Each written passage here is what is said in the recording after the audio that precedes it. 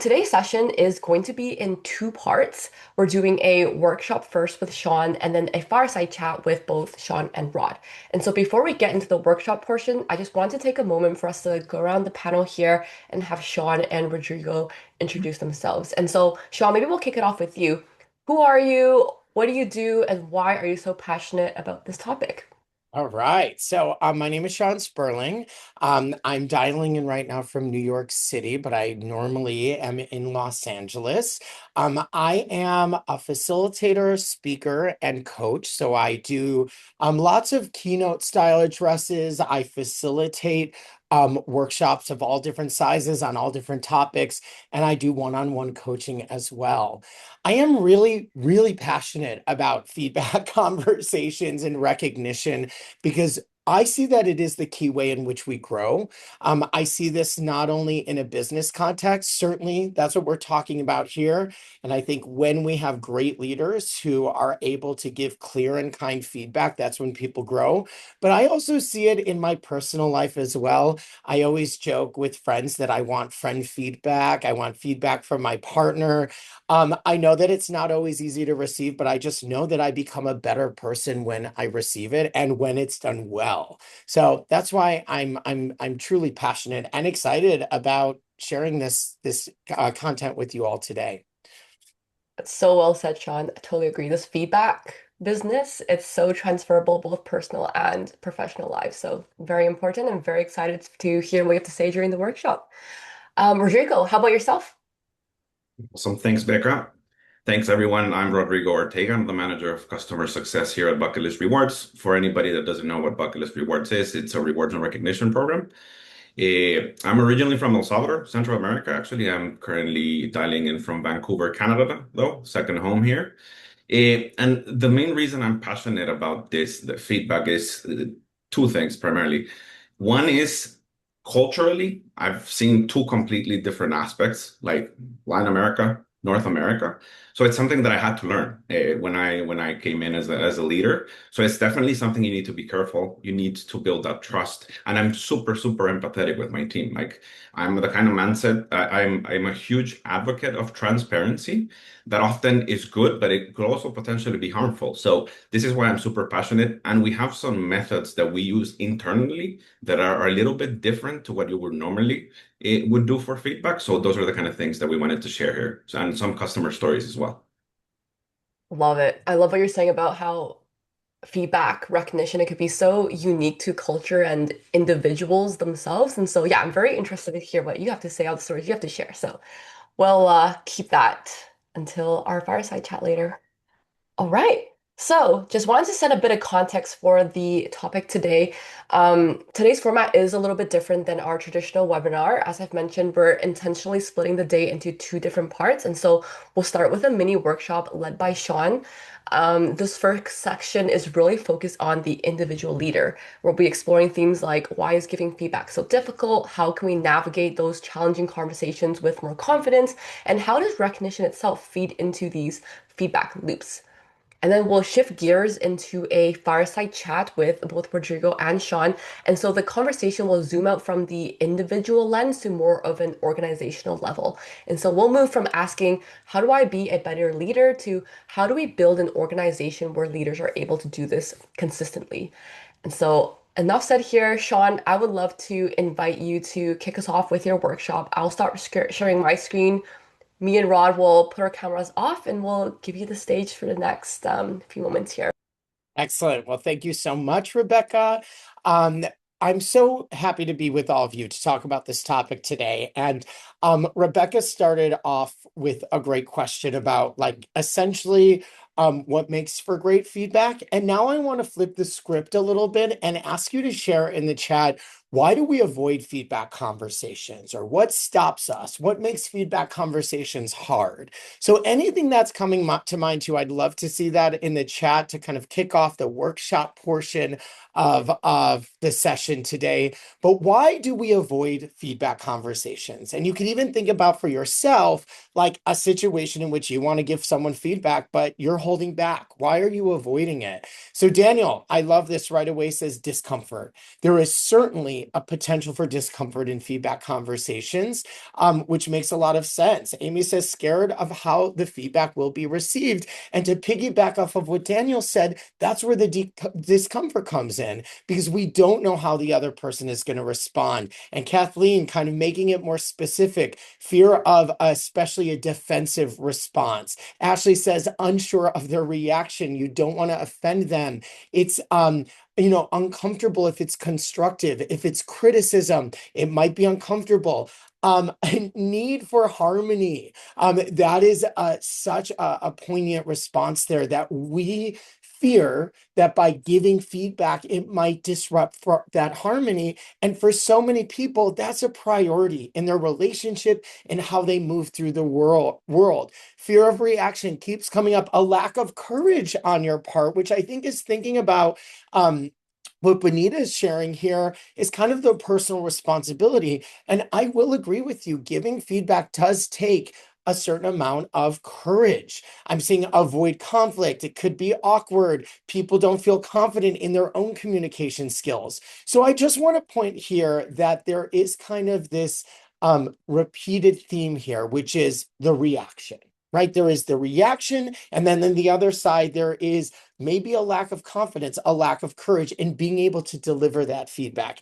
And those work hand in hand. If people received feedback really naturally, really easily, if it was easy for everyone, we wouldn't need the courage.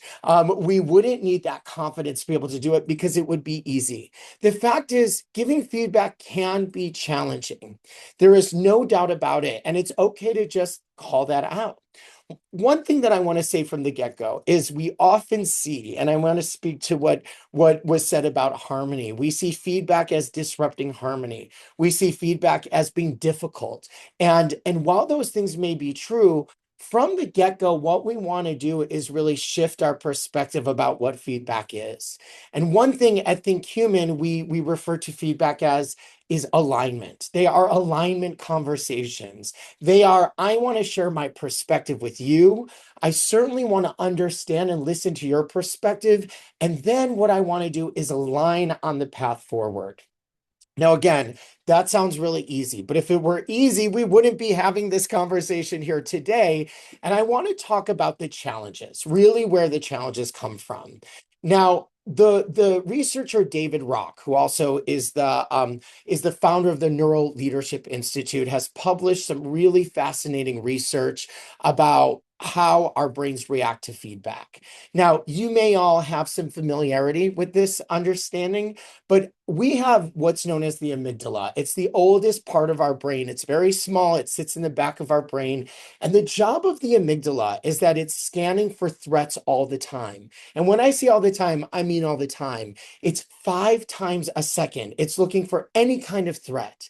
Now, we often think of a threat as like a physical threat, like you're walking down an alley and somebody jumps out and scares you. Our amygdala will react right away. It hijacks our brain and it decides in that moment, am I strong enough to fight? Am I fast enough to flee? Or can I do neither of those things and I am just going to freeze? That is what we know as the fight, flight, or freeze response to any kind of threat. And what we are talking about here, though, is not a physical threat. It's a social and emotional threat. Someone says to you, hey, I've got some feedback. What's going to happen is our amygdala is going to register at that as a threat, and it's going to decide to fight back. That's where the defensiveness comes from. I'm going to flee. That's where they just kind of shut down, or I'm going to freeze. I can't do any of those things. Now, what David Rock takes even further is he says that as human beings, we have 2 competing desires. On one hand, we have the desire to grow and learn. And on the other hand, we have the desire to be right. Now, think about how those can clash with someone. Someone says, hey, I've got some feedback. Are you open to that? Back to what somebody said in the chat earlier about asking for permission. Hey, can I give you some feedback? Our brain is going to be in a battle. Do I want to be accepted as I am, or do I want to learn and grow?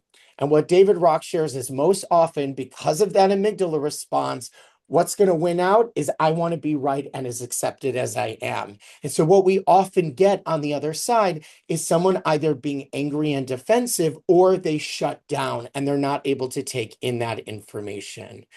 That's why it's so hard to give feedback, because that's the response that we are often experiencing. So, of course, when I ask that question about people's response, or why is it hard to give feedback, or why do we avoid it? It's because everyone said, or most people in the response said, well, I'm afraid of the response. I'm afraid of the reaction.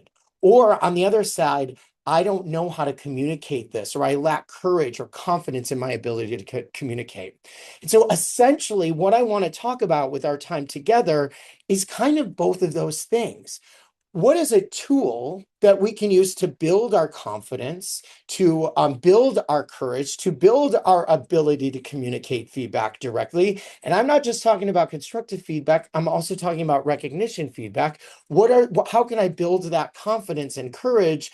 But also, how can I work through that person's defense response?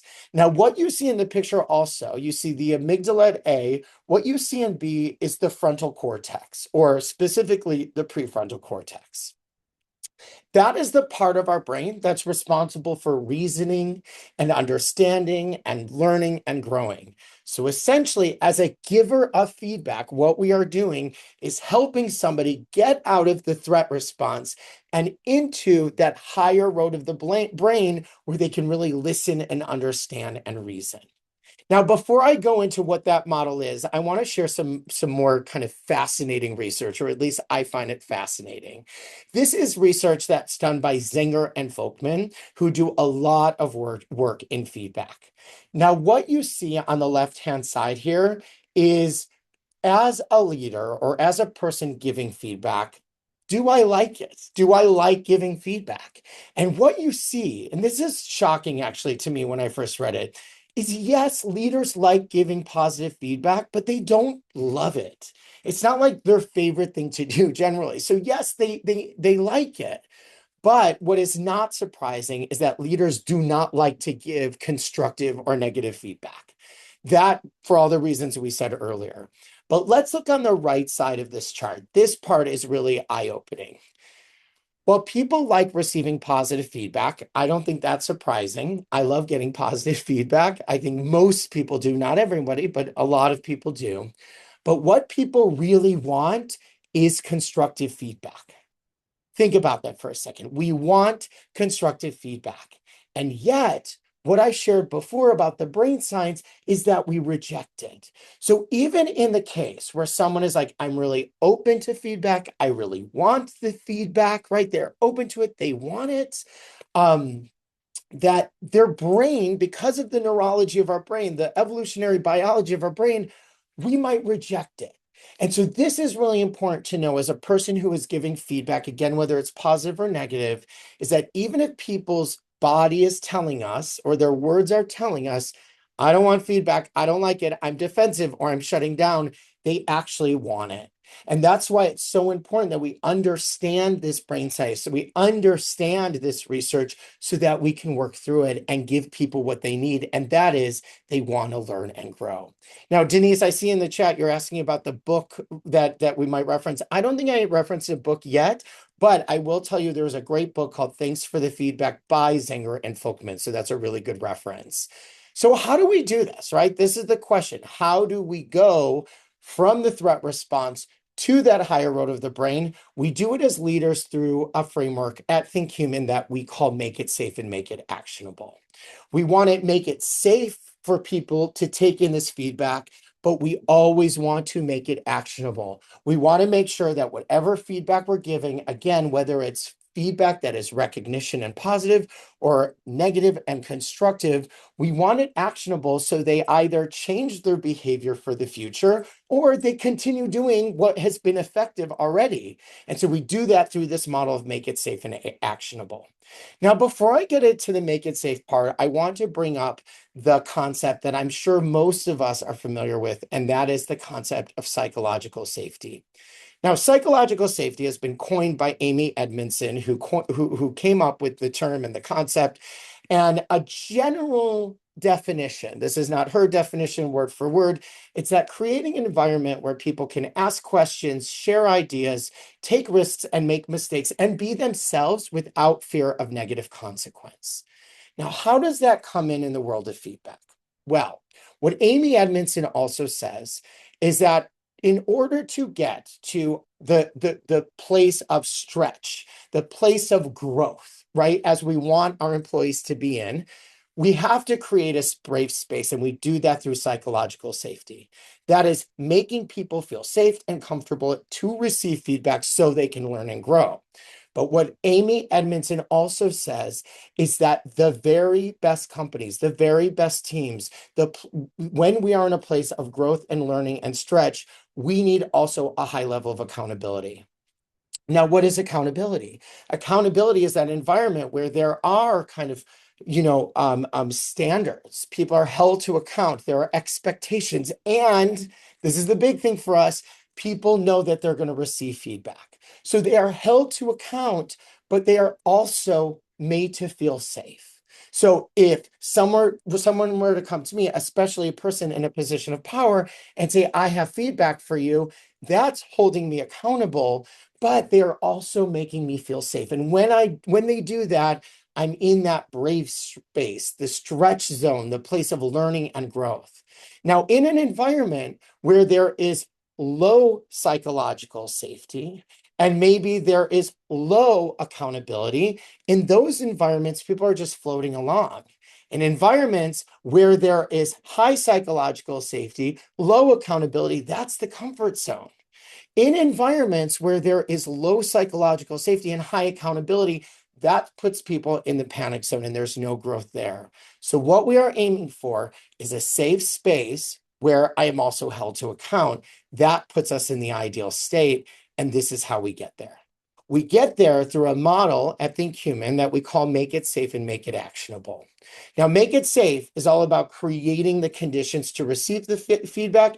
Making it actionable are creating the conditions so that people know what to do moving forward. How do we really articulate our perspective, listen to theirs, and then align on a path forward?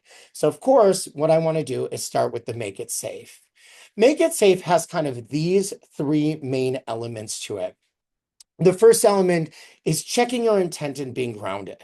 Now, when I talk about intent, I always say that the intent becomes the compass for the conversation. And what I mean by that is this. Of course, if I notice a direct report, some of their behavior that's not effective, let's say something as simple as they made an error in a report or a presentation that they were given, they gave the wrong data. Now, my intent for them by giving this feedback on a very surface level is I want them to get it right? I want the data to be accurate so that the clients that we're working with know exactly what we're trying to express and that we engage them as clients or get continued business. That's a very surface level. What I always want to do in giving feedback is go a little bit deeper. Yes, that's the surface level, but why am I really giving this person feedback on a very generous level? Most likely it's because I care about them. I care that they're learning. I care that they're growing. I care that they're reaching their goals. And so if I have a very generous and grounded intent, that guides the conversation. Now, we may say that explicitly, or it may come up implicitly in the conversation. So I might say, hey, Rebecca, I wanted to share some feedback with you about the presentation yesterday. Are you open to that? Rebecca says yes. And I may just say blatantly, hey, I want to give you this feedback because I love what you're doing. You're doing such a great job, in this role and in these presentations. And I want to give you this feedback because I really want to see your continued growth. I really want to support you in reaching your goals. If Rebecca knows that, that starts to build trust if it's genuine, right? The next piece is being direct and transparent. And what that means is that I am going to give Rebecca specifics about the behavior that I noticed. I'm not going to candy code it. I'm not going to, try and skate around the issue. I'm going to be very honest and direct and transparent. And if the trust is built because of our relationship and because she knows I'm giving her this feedback with the right intent, that's going to work. That's going to land. And then the last thing is really logistics, right? It's about thinking about when am I giving the feedback and where am I giving the feedback? And is it a good place for Rebecca? So a good example might be, if it's Friday afternoon and she just finished the presentation and I have constructive feedback, I may not give it to her right away. I may put time on her calendar for Tuesday or Wednesday to touch base about it. I also want to think about what's right for Rebecca. If we are face to face and if it is constructive feedback, do I have a private room, or can we go outside or somewhere else where we can really reflect without her feeling like she's in a fishbowl and people are watching? If we're remote, is she in a good place to receive the feedback? So it's purely logistics. It's really thinking about what's right for Rebecca, what's right for me, what's right for this situation. I would love to see in the chat before I move on to the make it actionable piece. Of these areas of make it safe, what is an area that's a growth edge for you? What is maybe something that you're not currently doing that you think you could start adding into your feedback conversations that would be helpful? Is it making sure I have good intent, that I'm grounded, that I'm direct, or considering logistics? I would just love to see in the chat, because I think it's always good when we're in a learning environment to kind of have that moment of self-awareness and analysis of, hey, I haven't really thought of that, or even if I have, I haven't been doing it. So excellent. We've got being direct. We've got add examples to refer back to, which Sahar, I'm going to get even build on that even further in just a moment. Checking intent and being direct. I think those are the biggest things coming up. Okay, so now if we've made it safe the best we can, set up the conversation the best way we can, I want to get to the make it actionable piece. Now, when we are preparing for giving a feedback conversation, I want to highlight that word prepare. We are thinking about these details. Oftentimes, we think through the feedback we're going to give, but maybe we don't take enough time to be really explicit about the feedback that we're giving. So I always say that the feedback, making it actionable, this is the prep work we do. It's not the actual conversation, but it's the prep work. And what we use at ThinkHuman is the FAIR model. When we look at the FAIR model, I'm just going to talk about the three highlighted aspects here. It's first the facts. When I'm giving someone feedback, I want to state the factual details versus my interpretation. So I'm going to use a behavioral example here, and I want to be clear, this is a fake example. But let's say I'm giving feedback to someone. Let's call him Bob. And I've noticed that Bob has been on edge lately. He's been aggressive at team meetings. He's cutting people off. He's raising his voice.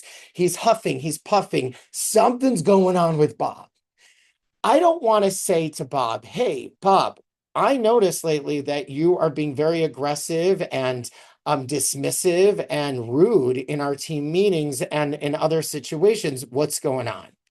Now, that feedback will never fly because Bob will go on the defense. His amygdala will fire up so strong and he will probably get defensive or just tune out completely.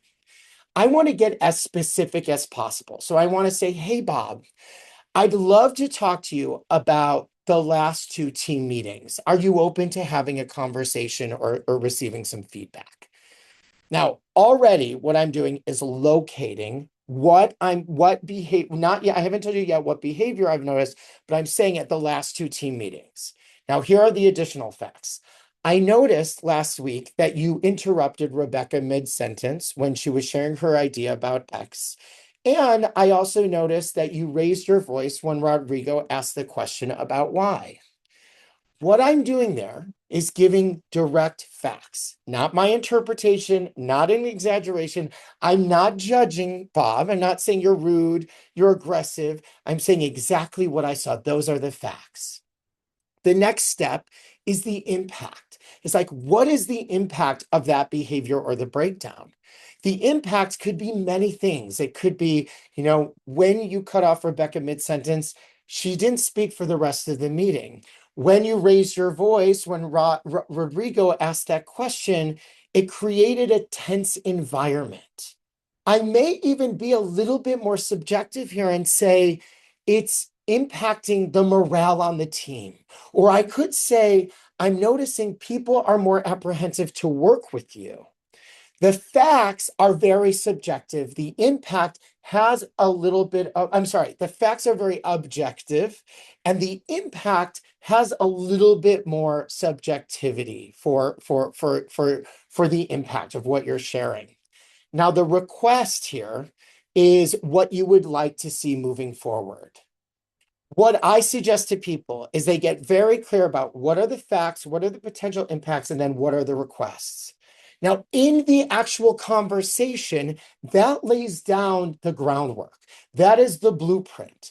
In the actual conversation, I may want to share, hey, Bob, I wanted to share with you some things I've noticed at the last couple team meetings. Are you open to having a feedback conversation? Are you open to having a conversation?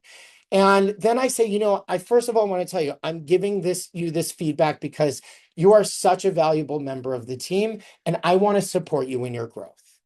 So what have I done there? I've shared I've asked for permission or consent. I've shared my intention. And now what I want to say is those facts. I noticed at the last couple of meetings, a few things. I list them out. Now, that is not where it ends. I want to pause and ask Bob his perspective. Have you noticed that? Is that an accurate, my perspective accurate to you? And maybe Bob will come back and say, you know what? Yeah, I've been so stressed out. I know it's not been good for the team, and I really need to apologize to Rodrigo and Rebecca. In a perfect world, that's great, right? He may not be as receptive or open to it. Maybe he's just like, you know what? I didn't even realize it. And in fact, that's just who I am. That's how I communicate. Now, even if he comes back and says, that's just how I communicate, that's who I am, I still want to say, I hear you. I want to be empathetic, but I want to share, but this is the impact. The impact is it's hurting team morale. People are not speaking their mind. And frankly, I think people aren't going to want to work with you. And I think it's going to really impact your growth. Now, this other piece in here that says take responsibility where I can, this is an important and nuanced piece to the framework. If there is anywhere you, as the giver of feedback, can give a little bit of take some personal accountability, what it does is it takes people out of that threat zone, right? They still might be on the defensive. I say, you know what, Bob? I'm sorry, I'm just bringing this to you now. I should have brought it to you sooner. Or I could say, I know things are stressful around here. And as the leader of the team, maybe I haven't done the best job at keeping morale high. And that's something that I want to be committed to. This is what helps us align. I am not making them wrong. I am not just blaming and shaming them. I'm finding some responsibility. But here's the important piece here. Only take personal responsibility where you can. If this is a situation where you really don't have responsibility, just leave that out. It just is a helpful piece to having an alignment conversation. And then finally, we get to requests. Now, at the requests, once we are aligned, these are the facts, this is the impact. What I might ask Bob is, so what do you think you could do differently? Or how can I support you moving forward? That is putting the onus on them to share what they want to do differently. Now, to prepare, I said, come in with potential, potential solutions to the problem. You may want to share those. If they say, I don't know, or here's some things, you may also say, well, maybe we can consider this. And it becomes, again, all of this is an alignment conversation, shifting it from this is a conversation where I'm making you wrong or criticizing you to we are aligning here. Now, there's one more thing I want to do before I send it back to Rebecca so we could have a group conversation about this, is how does this come into play with positive feedback or recognition? And I will say it's similar. It's the same model. The thing about recognition is that when we give generic recognition, like great job, or, you're doing really well, or great job on that presentation, that feels good. It might give an ego boost, but it's not really productive. we can use the FAIR model as an opportunity to deliver that feedback with more specifics. So I can say, hey, Bob, I wanted to chat with you about, yesterday's presentation you gave to X client. Um, First of all, I just want to tell you, you did a great job. It was this, this, and this. Now, what I want to do is get really specific. When you answered the client's question about X, you really knew your stuff. And I think that instilled a lot of confidence with them, and they're likely to sign us on for more work. What I did there was I didn't just say you did a great job. I'm saying you knew your stuff, and that had a great impact because it instilled confidence in us and it built trust with them. So the request moving forward is continue doing what you're doing. The preparation your work you're doing is obviously effective, so continue on with that. And so the key difference for a lot of people in giving positive or, recognition feedback is make it specific, just like we do with constructive feedback. And so with that, I just want to go back here and just share with you the model is make it safe and make it actionable. We make it safe so that we can build that environment of trust and we can get people to that place of peak learning, which is the brave space, the stretch zone, where there is high safety and also high accountability and making it actionable. What it really comes down to is both being specific and direct and opening the dialogue so that we can listen and align, because really that's the purpose. So thank you so much. That is the workshop portion. And Rebecca, I will hand it back to you. Thank you so much, Sean, for that. I know we had a question earlier about whether the slides and recording will be shared, and so I just wanted to reiterate that yes, the recording will be shared afterwards. And there's a resource that I think you and Sean have kindly shared with some of these notes you can download directly during this webinar. So feel free to check that out. But aside from that, Sean, I just want to say thank you. You've given us so many practical tools and frameworks that we can start using right away. I personally really liked what you said about taking the personal responsibility where you can. It made me really notice something that my manager does that makes me really feel like she's in my court. Like she'll give me the feedback and say, this is the advice, this is what I think is useful, but at the end of the day, you make a decision, you do what you think is best, and I will back your decision to the rest of the team. And so Mm. she's kind of put herself in with me there with her personal responsibility there. So that's what your point really reminded me of. And I was like, this is why it works. This is why when she said that to me, I felt very empowered, very safe and, trusting. So Yeah, no. awesome. No, thanks for putting it all into a framework so we can all take it for ourselves and up our own leadership that way. Rodrigo, anything you want to add about Sean's workshop before we hop on into the fireside chat of things? Yeah, no. Anything that stood out to you? Sean, love that framework. I was actually updating my notes because the stories I'm going to share, I'm going to tie it back directly to some of those points. So, yeah, excited to chat about Okay, those. No, awesome. that's a Good to great hear that. segue. Yeah. No, thanks, Rod. Yeah, so now we'll hop into our fireside portion. We'll start by talking about what high-performing organizations do differently. We'll explore what types of systems we've seen that really makes these behaviors repeatable. And then, of course, we want to talk about manager buy-in because we want to see how that can all get implemented on a daily basis. All right, without further ado, let me see what my first question here is. So, question one, how should organizations embed recognition and feedback into everyday performance management rather than just, conducting once a year annual reviews or twice a year with the mid-year reviews? Sean, did you want to kick us off with this one? Yeah, I would love to. Let's see. I think the big thing here is that, when we can share lightweight feedback more frequently, that we don't wait for formal reviews. Certainly not waiting for quarterly reviews or annual reviews or biannual reviews. Like, we want to make sure that we are creating a culture where we are giving and receiving feedback all of the time.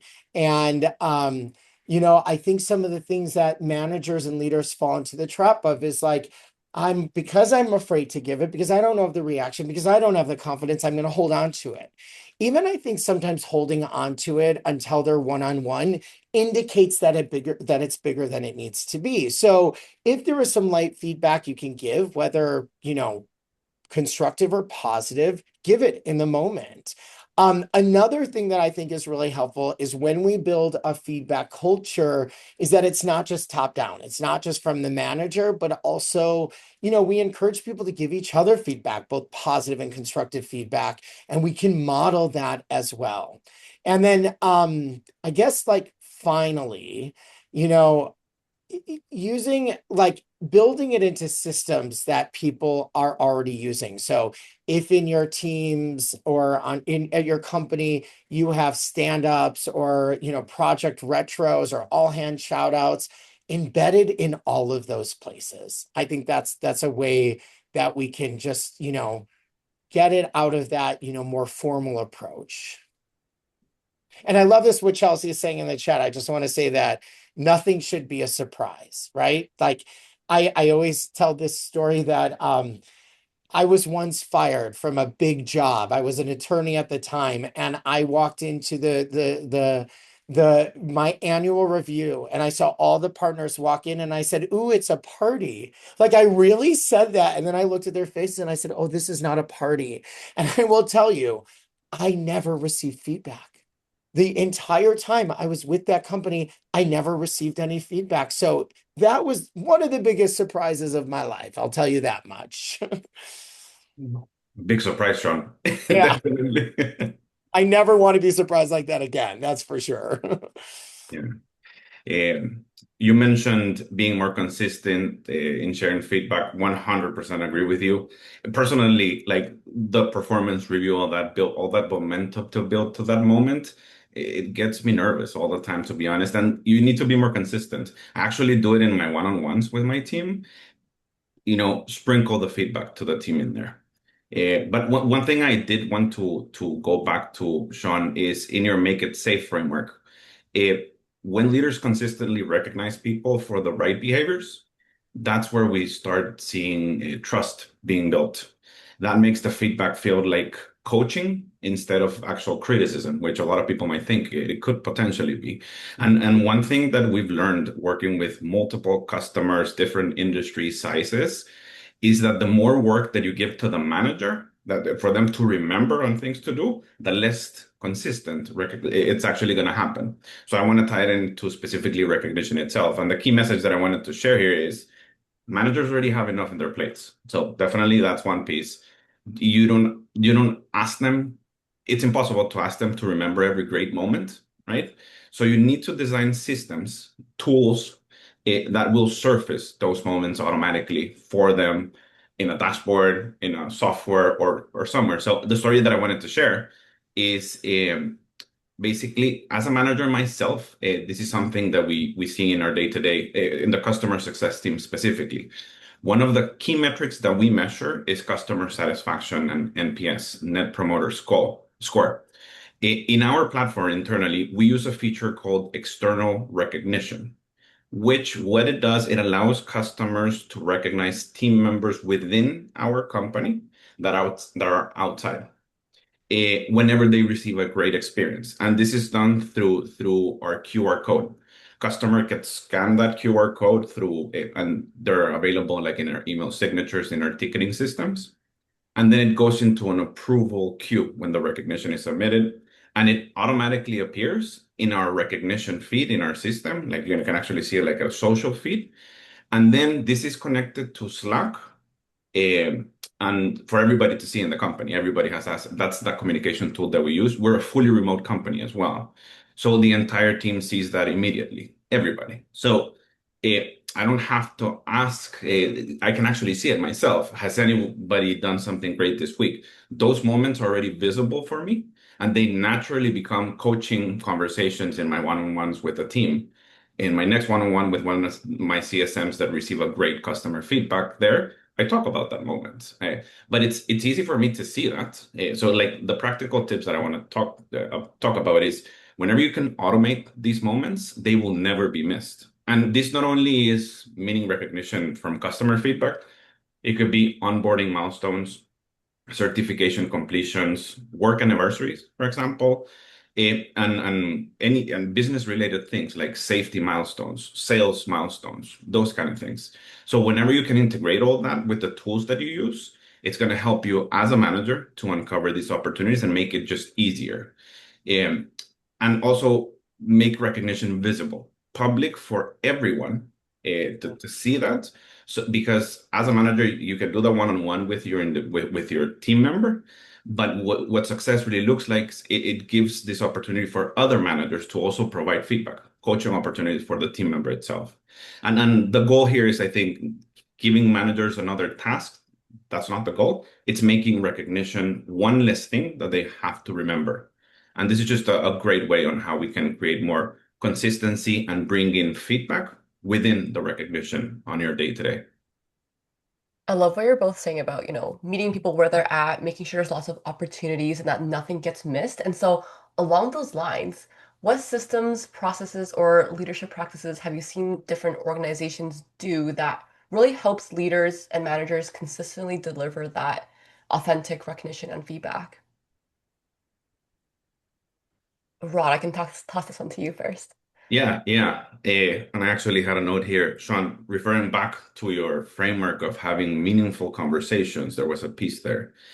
Eh, Organizations will need a framework that help managers to know when those conversations should happen. So one mistake that we notice consistently is specifically for recognition is organizations tell the managers you should recognize people more often. That's well intentioned. Yes, I love it, but it's incredibly vague. Like no guidance at all. Managers don't need another reminder. They need a framework. Like when should I recognize and for what, right? So, the story that I'm going to share with you right now, it's when recognition it's a vague praise. That won't be effective. When it's specific, when it's grounded, and there's actually observable behaviors within the recognition, that's when it actually matters. And that's what's actually going to drive business outcomes within your business itself. One customer, I'll share an example. It's a fast food, a big fast food retail restaurant in the US. So how they built their recognition program is they tied in recognition, specific awards to managers' KPIs. And every manager is expected to recognize at least 5 employees every month with specific criteria, not just randomly. And the criteria it's tied to business behaviors, sales, food safety, cleanliness of the actual locations, customer experience, and overall performance. And this is clearly labeled on their system exactly what each award is for. Managers have their frameworks available. And in these sort of situations, recognition becomes part of how the managers lead, not something that they just squeeze in whenever they remember and that they just send over to their team members. So the practical tips for this story that I'm trying to share is you need to include recognition as part of manager expectations, KPIs, but also give them the guidance of when to use it and how, right? And potentially you can also give them examples. This is a perfect example of a recognition to be given for safety, for example. And then you can also review that recognition activity because then you could see, and we've seen cases where the more recognition happens for like customer service metrics improve. And that's an actual real case from the example I shared earlier. So back to what you're saying about recognize the behaviors you want to see. And so as an organization, you should probably tell your managers what kind of behaviors is what you want to see. Mm. Yeah, I mean, I will just say I'm so glad that Rod, you like referred back to kind of the frameworks because my thought is on my end, like as a coach, is the two things that I've kind of already mentioned is just like regular cadence, it removes the guesswork for an employee or of the manager of saying like, when do I bring this up? And it makes it routine rather than kind of special occasions. And I think what Rodrigo is sharing about like the tool to be able to do that is so helpful. And then I think, again, the having a framework. I think people have frameworks for giving constructive feedback, like the model I shared, FAIR or SBIS. There's a lot of models out there, but also do that for recognition because we don't want it to be generic and get lost. A time that I saw both of these things really work well was with I was coaching a client that was working through a direct report on a PIP. And we know, I think everyone on this call could agree that oftentimes PIPs are used for the wrong reason. It's like a legal issue or the last step to get someone out. But I have seen some really successful PIPs where it got people back to not only to where they need to be, but excelling. And the only way that was done is through specific feedback and specific recognition so that the person knows exactly what they're doing well and knows exactly what are the areas they need to work on with specifics. Without that, the employee that's on the PIP is lost. And so if we could give them specifics and we use recognition to say this is what you should continue doing, and also to boost their morale, right? Boost that energy and give them the confidence that they can do this. Mhm. I think Karen's comment here kind of echoes what you're saying, Sean, where validating people's behavior or actions is extremely powerful and yeah, boost that morale. Yeah, absolutely. Amazing. All right, we're coming up to the end. So this last question for our fireside chat, we'll see if we can get it done in a few moments here. But we want to talk about leadership and manager buy-in to make this whole system work. And so how do you get leaders and managers to embrace recognition and feedback as part of how they lead instead of just treating it like another HR initiative or like another initiative coming from the top down? How do you get them to see value and do it? I just want to share. I'm stealing from Rodrigo. I'm just going to tell you that. But you kind of mentioned this in the last question, is that kind of like avoid making this a mandate for managers and making it about their manager effectiveness. Like I think you mentioned this already, to tying it to KPIs and performance of the manager and also tie it to what the manager cares about. I think most people leaders, if they're in it for the right reason, they want to see their people grow. They want to see their teams be successful. They want to see attrition. They want to see high engagement scores.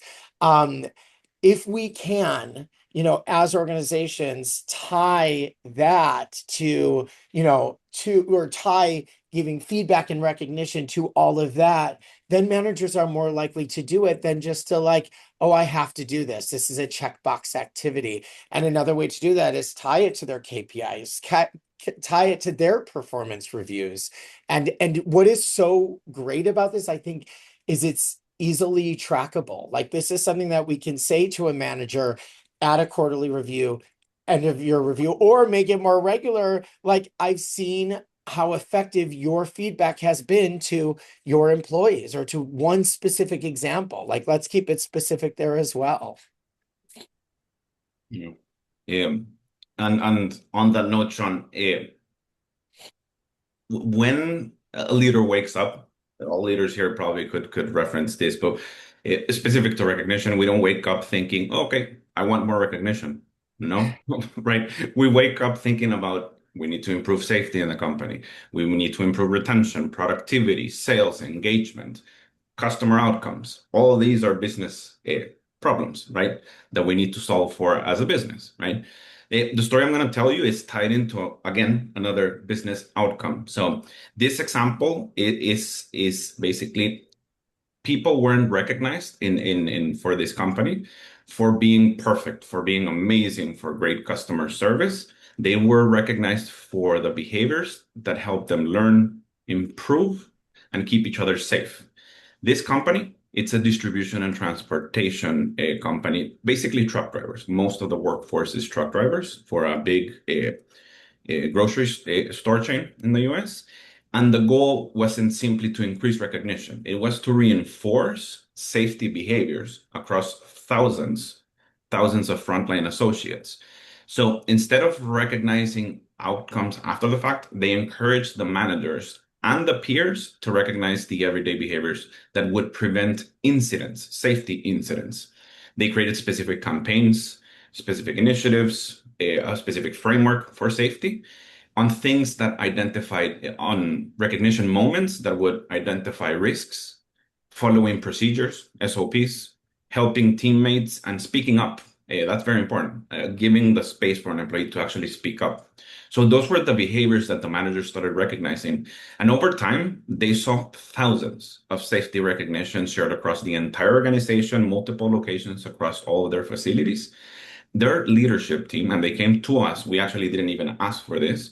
Their leadership team came to us and saw a dramatic improvement in their engagement scores year over year for safety, teamwork, and learning. And this is feedback taken directly from the employees through their annual engagement scores. And what I loved the most about this story is two of the site directors came to me directly via email. And I'm going to read this because it was a direct quote. Associates were recognizing one another for preventing risks before they became incidents, and cross-functional teams were reinforcing those behaviors across the department. The program is a complete success. Thank you. So it's like we received that feedback. It's like amazing. We did our job because the program is working beautifully.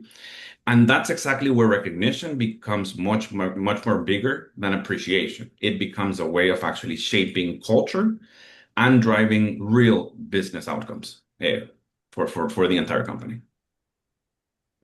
Incredible. Awesome. That's a mic drop moment right there. No, love what you both said about, to help managers, leaders get buy-in. It's all about tying it back to the KPIs, the metrics, making sure it's trackable so we can come back and see how we're doing. And then, of course, yeah, tying it to business outcomes and seeing the results of things, increasing or decreasing depending on what they are. Awesome. Well, we've finished relatively on time. It's time to, tie up the rest of this talk today. So I will sw shift gears a little bit. And sorry, let me just share my screen again.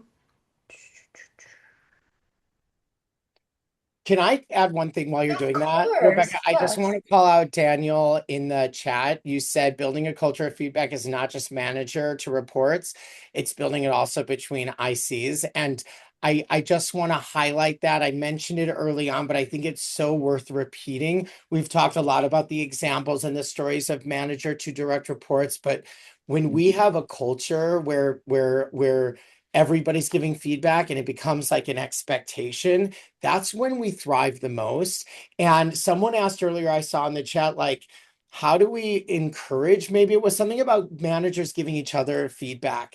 And especially, I want to just highlight recognition. The more the leaders model this behavior recognition of leader to leader, that creates the culture. And so I just want to highlight both of those things, that we want to create this culture between everyone, and leaders need to model that as well. And that's super true, Sean. The most successful programs that we see, managers lead, and then the ICs follow. So Yeah, definitely. totally. Yeah.